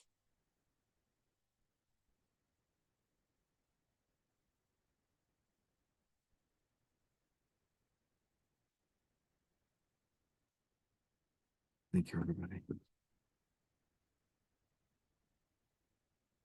Ah, what a beautiful, beautiful show. And we are going to close with a second song from Eden. Oh, before I do that, I should do a couple of quick Global Peace Tribe announcements, because we do have two really wonderful shows that are going to be coming up. On this Wednesday night, definitely come into the Zoom room, because these two amazing doctors are going to be doing on the spot kind of medical, functional medical support for Zoom room members. They're both wonderful. Of course, you've seen Dr. Tara on the show before. And the theme is from illness to illumination, where medicine meets miracles. And so for those of you who would like to get some support for alternative ways to manage what your body temple might be dealing with, definitely make sure you join us live on Wednesday night. And then our beloved Reverend Jeffrey has done it again. He has brought together a really fascinating group of friends to be on the show next Saturday night, a week from tonight. Many of you know the farm. It was one of the great intentional communities, and we're going to be meeting the founders of the farm and kind of learning what happened back then, what are they doing now. Also, the president of the farm, James Moore, will be joining us, and Reverend Jeffrey, of course, will be kind of introducing his friends. And so, again, it's going to be like tonight. It's going to be a very conversational deep dive of what have they learned about creating intentional community. And so that's going to be next Saturday night. So hope you'll join us for both of those shows. And of course, Omashar will be making up for the fact that we only had one Omashar song tonight. So we'll have 3 Omashar songs, both on Wednesday and on Saturday night. Scott, will we be having a Sacred Sunday show, potentially? Yes, we are having a Sacred Sunday show, and I haven't made a poster for it yet. I just thought about it. You are the best. So a week from tomorrow, we are having a Sacred Sunday show, which will be the final show that Omashar is on for a few weeks because he's off to England to visit his mom. So 11 a.m. Pacific time, Sunday, October 26th. Please put it in your calendar. I'll be at the Enlightenment Expo in Reno with Tangela and the Soul Searchers, and I'll be coming to you live from that show. So thank you. Oh, Michelle, what am I going to do without you for 3 weeks? You're gonna have to come in and like be my support person, because without you, I forget these things. No, man, it's all good. We are all in the flow. We're all holding each other and loving each other. And at this moment, we are holding you, brother. On behalf of Lucky, he is asking us to hold you, because I know what it is being left behind. And I've been sad, not on your behalf, but I've been feeling it. And so, yeah, love you. Thank you. I appreciate that. And while we've got almost our spotlight, isn't that the most beautiful poster that he's got behind him? 6 goddesses looking out on the new world as only the divine feminine can bring it into form. So there it is. Yeah, and I think one of those goddesses is Eden Amadora. It is. And Omishar, there's some divine synchronicity at play because the song I'd been planning to play is also called Beloved, and that was your opening song. And I just loved your song so much. I wish you could take us out at the end with one of your originals. And I don't know. No, this is the honoring of the beloved Eden, and Okay, I wanted it to be that way. So, and thank so, you. thank you.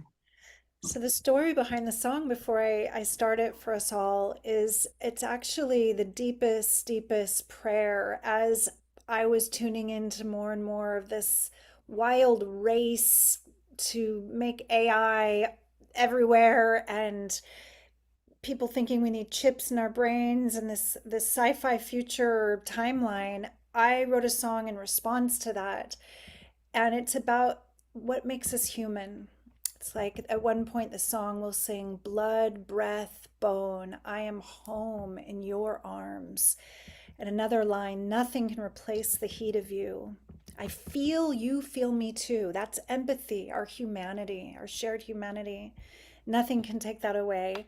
And it's precious. So this song was inspired both as a response to that wild reality movie that many are racing towards, and it's inspired by the prayer in my heart to be met by a divine beloved in form. And as I am awakening, I'm recognizing that the divine beloved is already within me, and that whoever I choose to be in that divine dance with physically would be a reflection of where I am in that. So may this song bless your union, divine union journey in honoring of the sacred masculine and the sacred feminine, that it always takes two. That is the key to life. All right, so my sound is on. Let's see how this goes. Beloved.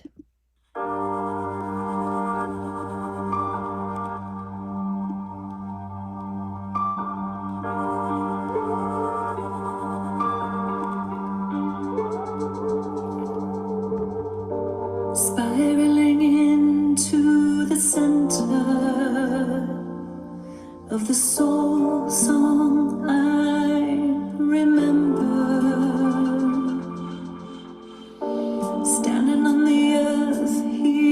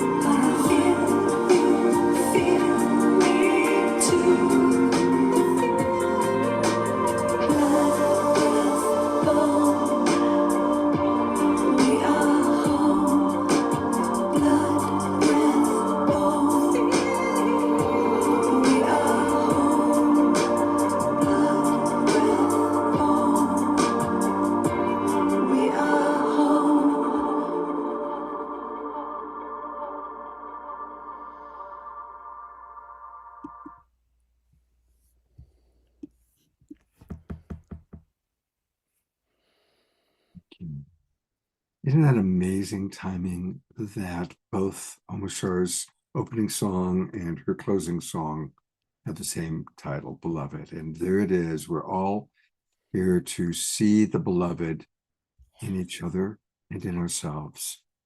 And Eden, it's always such a joy to collaborate with you. Thank you so much.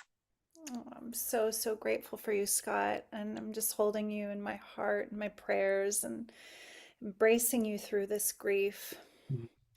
I love you so much. I'm so grateful for you. Love you too. Love our wonderful Global Peace Tribe. This was a wonderful show, just wonderful. And everybody, take the recording, share it with friends. There's so much wisdom shared in this call, and very inspiring. So thank you, everybody. Thank you again, Eden. Thank you, Omushar. So welcome. Thank you, Beloved Elaine, brother. Kalila. Thank you. Elaine, clearly she's still with us. Yay! Yes. Thank you so much. And thank you, beautiful Global Peace Tribe. Thank you, Diara and Desiree. What you do. And go to gallery review one last time. Good night, everybody. Have a beautiful, sacred Sunday tomorrow.